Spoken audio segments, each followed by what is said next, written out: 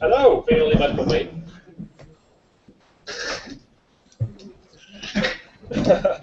Hello. You may speak. Hello. I'm kidding myself. Hello. Good evening. Hello from up here in the forests and lakes of Finland. So, Nick, how can we bring creativity and innovation to the space?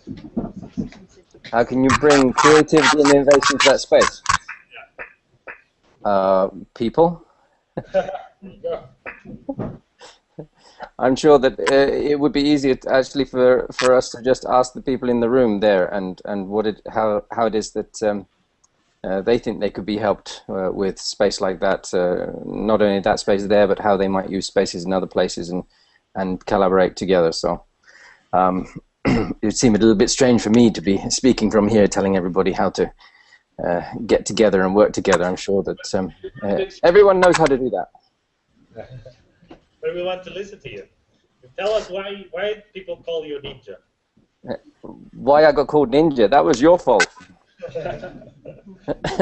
Because I tend to pop in and out of different places, and so for me, I make my business from turning up in different places and improvising with what there is there and who there is there. So that sense of having a space that you can work at occasionally and turn up and utilize what's going on and then go off somewhere else is wonderful. You know, it's a great challenge to your creative ability, and it creates more interest and variety. And so, you know, that's what a ninja does. You go into a situation without really knowing what you're going to discover, and then you improvise and work with what you have in order to achieve what you set out to do. So we know that you live in the middle of the forest.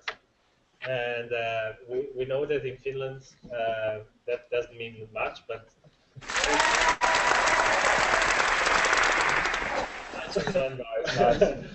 when you live. Sorry. Okay. And you were going to say? When you live in it's not really segregated, but it's outside of the capital, far away from the capital. And for sure, there's many interesting concepts and interesting companies there and doing things in the right way. What do you think is important for companies or ideas to do when they are outside of those, you know, the capitals or outside of the big cities? Well, I mean, this idea of being remote and far away, of course, it's really, it means a lot realistically and physically. You know, if you're far away from something, you have very little resources. So necessity is the mother of invention. But of course, today what we have is something new and very useful tool that we can really bring into everyday working life, and that's digital technologies. So, for example, if I can speak to you all the way from far, far away on the eastern border next to Russia up north, I'm 200 kilometers south from the Arctic Circle. Population in this region is, I think in total, it's about 90,000, and the region is as big as Belgium. The town I live in is 30,000, I think, but you only have to drive 2 hours from here and you get to very, very small villages and towns. But we have cabled fiber cables everywhere. In Finland, it's a constitutional right that you have broadband access. So it's actually, you know, written in the constitution. And I think that this really levels the playing field. The barriers to entry start lowering because people are actually able to communicate with the rest of the world. So the internet actually gives you, you know, the opportunities to. You have to be imaginative, you have to be you know, creative and innovative to how you do that. But this is one way that being remote actually doesn't make any difference, because you can be where you want to be and do what it is you want to do. So. Okay, so it doesn't make any difference at all. So. No, not really. Not for me. Actually, I chose to go this far away because I wanted to pick somewhere that was more challenging.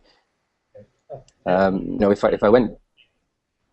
There would be a lot of other people providing creative coaching and consultancy, and this sort of field of work. But when you're further away and in more smaller areas, there's less of that type of thing done, and so more need for the help. So I've chosen to live somewhere where I can actually provide some value.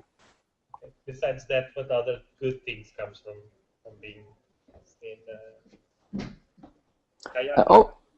opportunity. I mean, because I mean, there's so much opportunity here. It's the same with anything that's on the edge or you know, at the frontiers, or you know, an outlier or whatever. This is where opportunities happen. This is where the garages are, where people invent stuff and come out of the forest and kind of say, "Whoa, you know, I've got this funky idea." And metaphorically speaking, that's what you find everywhere in the back streets or in the smaller places or on the edges, is all this wonderful talent and potential. And it just you know, that we need to find a way to encourage ourselves and those around us to realize that and bring it to light, you know, illuminate it and bring it out into the world. So I think that it's a wonderful opportunity to live far away. Yeah. It's like a fairy tale, far, far away, distant forest, once upon a time. A question for Nick? Yeah. Oh, great. Oh, yeah, we have Rafael here who asked you a question. Can you speak up? The first contacts with a prospect client or, I don't know, a new business, do you also do remotely, or do you think that some things need to be done presentially? Oh, great. Well, my work involves basically I customize everything, so it really depends on the situation. I mean, very typically, for example, a phone call would be the beginning of some collaboration. So that phone call itself is still remote. So you know how you sell yourself on the phone, or how you, and I said sell, but I don't really mean in that sense. It's how you connect inside of that moment. Has a lot to do with how that relationship will build later. So very much of my work, and I'm sure for most of everybody in the room there, will be built from the beginning of starting as a remote connection. And then, you know, these days, for example, I get requests through Facebook, and this is kind of fun when you start. You haven't seen anybody, heard anybody. You know, maybe you have them as a friend, or they've actually contacted you, you know, via another friend or through a web page or something, and then you have to start with very many questions and finding your way through. But I think that adventure, that's pioneering, that's the spirit of entrepreneurship, that you find your way through. And so for me, I don't mind. I love to meet people face to face, of course. What better way to do it? But if I don't have that opportunity, then I'll use whatever tool is available. So whether it's a Hangout or Skype or my mobile phone or even a snail mail and write a letter, why not? Okay, so do you have a question to this side?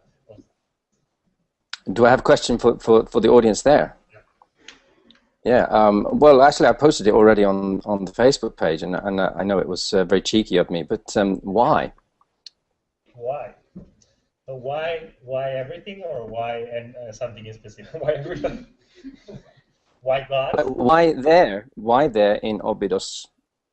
So why for us or for anybody here? Yeah, for you there, everybody. Why are you there? So why in Óbidos?